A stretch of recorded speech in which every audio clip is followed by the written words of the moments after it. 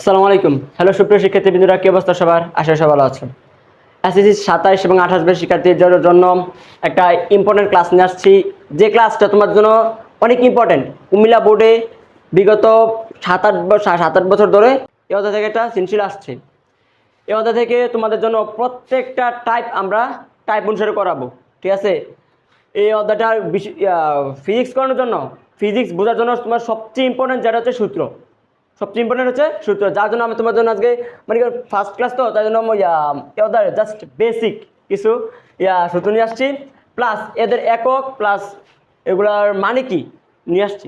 মানে এই অধ্যায় পুরো ট্রাইপিটিক তো, অনেকগুলো ক্লাস হবে, 10-12টা ক্লাস হবে, জানো পুরোটা ক্লাসের প্রত্যেকটা ক্লাসের যেমন কাজ করতে সূত্র অধ্যায়ের জাস্ট একটা সিম্পলি নাম দিচ্ছি, যেটা হচ্ছে মেকানিক্স, যাতে হচ্ছে যান্ত্রিক বিজ্ঞান। কি যান্ত্রিক বিজ্ঞান, এই পুরোটা ক্লাসের নাম হবে মেকানিক্স।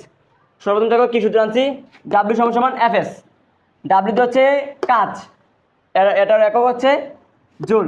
যদি তোমাকে কোনো প্রশ্নের মধ্যে বলে কাজ বাইর করতা, যদি কাজ তোমার দেওয়া আছে, বল দেওয়া আছে প্লাস সরণ দেওয়া আছে, যদি কয় কাজ বাইর করতা, কাজ বাইর করলা কিন্তু শেষে তোমার এককটা দিলা না, জুল দিলা না, তোমার অঙ্কটা সম্পূর্ণ ভুল হবে। সেমভাবে তুমি যদি তোমাকে যদি বল বাইর করতে বলে, এই সূত্র থেকে তুমি বল বাইর করতে পারবা এবং সরণ বাইর করতে পারবা, কিন্তু প্রত্যেকটা মাদের একক থাকতে হবে, ঠিক আছে?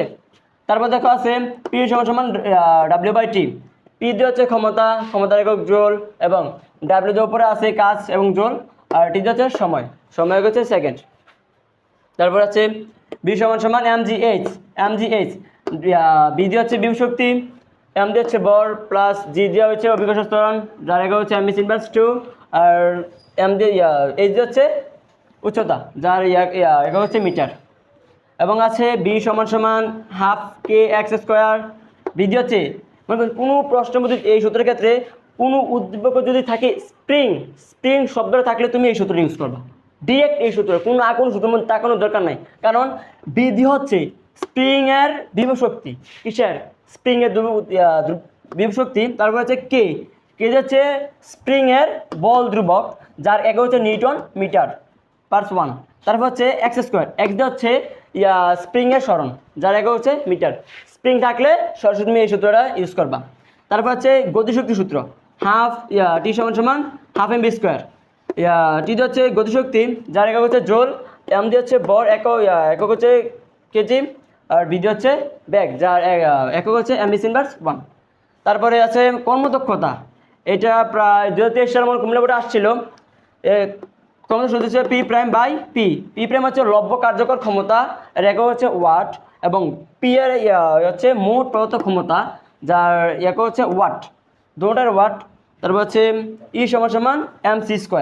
ই দিয়ে হচ্ছে শক্তি, যার একক হচ্ছে জুল, প্লাস এম দিয়ে হচ্ছে বর, এম এর বরের একক হচ্ছে কেজি, আর সি দিয়ে হচ্ছে আলোর বেগ। এখন যে আমি c² দিছি, আমি এরকম স্কোয়ার দেই নাই, তুমি এটা পাবো না, এন দিস না, দিকে এটার কোনো স্কোয়ার নাই। তুমি যদি প্রত্যেকটা নাম মনে রাখতে পারো, তো তুমি অঙ্ক মানে উদ্দীপক বুঝবা, উদ্দীপক না বুঝলে তুমি অঙ্ক বুঝবা না। এখন বলতে পারবো আমি ফিজিক্সের অনেক অঙ্ক, অনেক ম্যাথ তোমার সলভ করি, কিন্তু আমি অঙ্ক পাই না, কারণ তুমি মনোযোগ দিয়ে সলভ করো না। যদি তুমি সলভ করো, ফিজিক্সে তো সূত্রে খেলা, তুমি অঙ্ক সলভ করো, সূত্র পারবা, সূত্র না পারো তুমি ফিজিক্সে পারবা না। তো বলবো ভাইয়া আমি অনেক অঙ্ক সলভ করি, তুমি পারি না। তোমাদেরকে একটা কাহিনী শোনো। আমি একদিন একটা শিক্ষার্থীকে পড়াতে গেছিলাম, তোমার মনে হয় 9-10 বাংলা বইয়ের একটা গল্প পড়ছো, ওটার নাম হচ্ছে অবাগীর স্বর্গ, ঠিক আছে? অবাগীর স্বর্গ পড়ো, আমি বলছি তুমি পড়ো, আমি তোমাকে পড়ে বুঝাই দেবো। মানে গল্পটার প্রথম লাইনটা আসলো, ঠাকুরদাসের মুখর্জের বউ তার 7 দিনের জন্য মারা গেছিল। কারণ আমি বলছি তুমি পড়ো মনোযোগ দিয়া, তারপরে আমি তোমারে বুঝাই দেন। সেটা পড়ছে কি জানেন, ঠাকুরদাসের স্ত্রী 7 দিনের জন্য মারা গেছে, আসলো কি তার জ্বরে পড়ছে জন্য। মানে এমন অমনোযোগ হলেও পড়ার দরকার নাই, তুমি মনোযোগ হলে পড়বা, নতুবা দরকার নাই। তুমি এই ক্লাসটা করবা, প্লাস আমাদের এই ক্লাসটা একটা প্লে লিস্টে থাকবে, তোমরা আমাদের এই ক্লাসের টাইপ প্রত্যেকটা অঙ্ক পাবা, ঠিক আছে? এ বলে বিদায় নিচ্ছি, আসসালামু আলাইকুম।